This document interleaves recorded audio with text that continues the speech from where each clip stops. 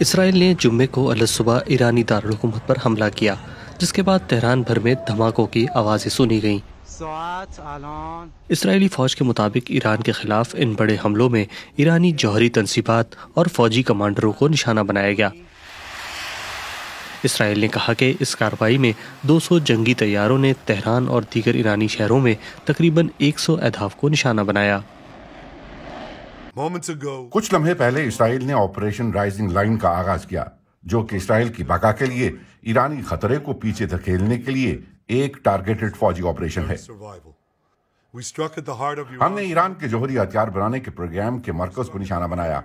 ہم نے نتنز میں ایران کی یورینیم افزودگی کی اہم تنصیب کو نشانہ بنایا۔ ہم نے ایرانی بم پر کام کرنے والے ایران کے معروف جوہری سائنسدانوں کو نشانہ بنایا۔ ایران کے سرکاری میڈیا نے تہران میں اسرائیلی حملوں کے بعد یہ فوٹیجز جاری کی ہیں۔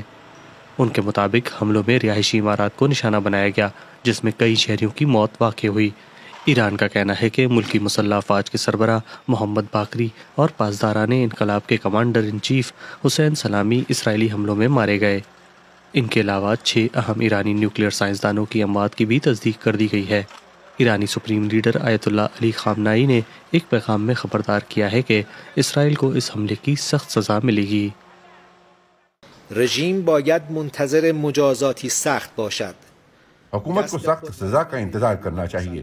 خدا کی قسم، طاقتور مسلح افواج اسلامی جمہوریہ کے کئی کمانڈروں پر دشمنوں کے حملوں کا جواب ضرور دیں گی۔ ان کے جانشین اور ساتھی فوری طور پر اپنی ذمہ داریاں سنبھال لیں گے۔ جانشینان و همکاران آنان بیدرنگ وظایف خود را پی خواهند گرفت۔ اس ظلم کے ساتھ صہیونی حکومت نے اپنے لیے ایک تلخ اور دردناک انجام تیار کر لیا ہے، اور بلا شبہ وہ اسے حاصل کرے گی و آن را قطعاً دریافت خواهد کرد۔ اسرائیل کی جانب سے ایران پر یہ حملے ایسے وقت پر کیے گئے ہیں جب امریکی اور ایرانی حکام کے درمیان اتوار کو ایک ملاقات ہونے والی تھی، جس میں تہران کے جوہری پروگرام سے متعلق بحران کا سفارتی حل تلاش کرنے کی کوشش کی جانا تھی۔ اب ان مذاکرات میں ایران کی شمولیت کا امکان بہت کم دکھائی دے رہا ہے۔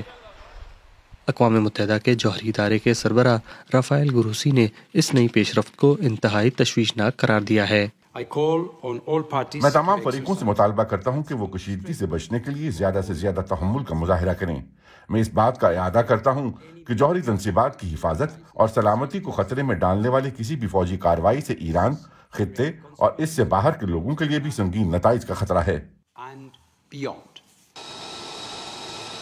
در اثنا اسرائیلی فوج کی طرف سے کہا گیا ہے کہ ایران کی طرف سے جوابی کارروائی شروع ہو چکی ہے۔ اسرائیلی فوج کے مطابق اس نے اسرائیل کی جانب داغے گئے 100 سے زائد ایرانی ڈرونز کو گرا دیا ہے۔